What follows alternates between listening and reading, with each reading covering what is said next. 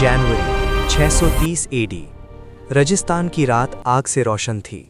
मर उस जहरान की घाटी में 10,000 अलाव जल रहे थे, जिनकी खौफनाक रोशनी काले पहाड़ों पर पड़ रही थी। ये अरब जजीरे की सबसे बड़ी फौज थी। मुसलमान वापस आ चुके थे।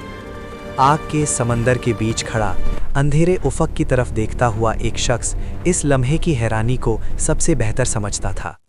खालिद इब्ने अल वलीद अपने घर लौट रहे थे। सालों पहले वो कुरैश के चहीते थे। वो आला खानदान के घुड़सवार कमांडर, जिन्होंने उहुद की जंग में मुसलमानों की फौज को भारी नुकसान पहुंचाया था। उन्होंने पैगंबर को मक्का से बाहर रखने के लिए डटकर लड़ाई की थी, और आज वो पैगंबर की फौज के हरावल दस्ते में खड़े थे। उनके पास लक़ब था सैफुल्लाह, अल्लाह की तलवार। कुरैश ने हुदैबिया का मुआहदा तोड़ दिया था और अब बातचीत का वक्त ख़त्म हो चुका था। नफसियाती जंग शुरू हो चुकी थी। 10,000 आग के शोले ताकत का एक खौफनाक मुजाहिरा थे, और इसने काम किया। कुरैश के सरदारों ने हथियार डाल दिए, लेकिन एक शहर सिर्फ उसके सियासतदानों से नहीं बनता। वहाँ अभी भी कुछ मगरूर लोग थे जो अपने शहर को जलते हुए देखना पसंद करते, लेकिन घुटने टेकना नहीं।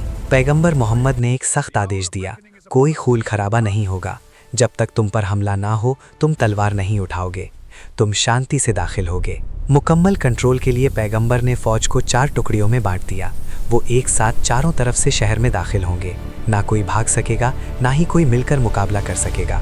पैगंबर ने सबसे मुश्किल जिम्मेदारी खालिद को दी। उन्हें जनूब की तरफ से दाखिल होने का आदेश मिला। ये सबसे ऊंचा और मुश्किल रास्ता था, और यहाँ घात लगाए जाने का सबसे ज़्यादा खतरा था। जैसे ही सुबह हुई, चारों टुकड़ियाँ आगे बढ़ीं। खालिद अपने घुड़सवारों के आगे चल रहे थे। उनकी आंखें पहाड़ों पर थीं। अचानक सुबह की खामोशी तीरों की सनसनाहट से टूट गई।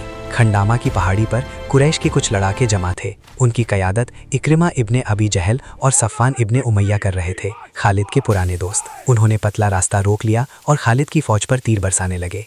खालिद रुक गए। पैगंबर का हुक्म उनके दिमाग में गूंजा, जब तक हमला ना हो लड़ाई मत करना। मुसलमानों की ढालों पर लगने वाले तीरों ने जवाब दे दिया था। शर्त पूरी हो चुकी थी। खालिद इब्ने अल वलीद अब कोई सफारतकार नहीं थे, वो एक खुली हुई तलवार थे। उन्होंने कोई समझौता नहीं किया। शहरी जंग में रफ्तार ही सब कुछ है। एक गर्ज के साथ खालिद ने अपनी तलवार म्यान से निकाली और हमले का हुक्म दिया। ये एक खतरनाक और सही हमला था। खालिद कुरैश की रुकावट पर बिजली की तरह टूटे। तलवारों की आवाज़ मक्का के जनूबी हिस्से में गूंज उठी। पर यह लड़ाई कुछ ही मिनट चली। 12 से 13 कुरैश के लड़ाके मारे गए, जबकि मुसलमानों ने सिर्फ 2-3 साथी खोए। खालिद की फौज को इस तरह तूफान की तरह आते देख इक्रिमा और सफ़वान समझ गए कि उनका रुकना बेकार है। लड़ाके अपने हथियार डालकर गलियों में भाग गए। खालिद ने अपनी तलवार से खून साफ किया और घोड़े को रोका। उन्होंने पीछा करने का हुक्म नहीं दिया। मकसद शहर फतह करना था, कत्लेआम नहीं। उन्होंने अपनी बाकी फौज को कतर में खड़ा किया और आगे बढ़े। जनूबी दरवाज़ा टूट चुका था। पुराने निज़ाम की आखिरी रुकावट उसी के एक बेटे ने हटा दी थी। खालिद खानाए काबा के सामने बाकी 3 टुकड़ियों से आ मिले। शहर पर मुकम्मल कब्जा हो चुका था, वो भी लगभग बिना खून बहाए। जब खालिद ने पैगंबर को काबा के बुत तोड़ते हुए देखा तो इस लम्हे की अहमियत उन्हें समझ आई। वो मक्का से एक बुत परस्त सरदार बनकर निकले थे और अब एक फतह करने वाले के रूप में लौटे थे, इस्लाम के सबसे मुकद्दस मकाम की हिफाजत करते हुए। अल्लाह की तलवार ने अपने अतीत का आखिरी धागा काट दिया था। अरब जजीरा अब उनके कब्जे में था, लेकिन शहर की दीवारों के बाहर रोम और पर्शिया की अजीम सल्तनतों को देखते हुए खालिद जानते थे कि उनकी जंगें तो बस अभी शुरू हुई हैं।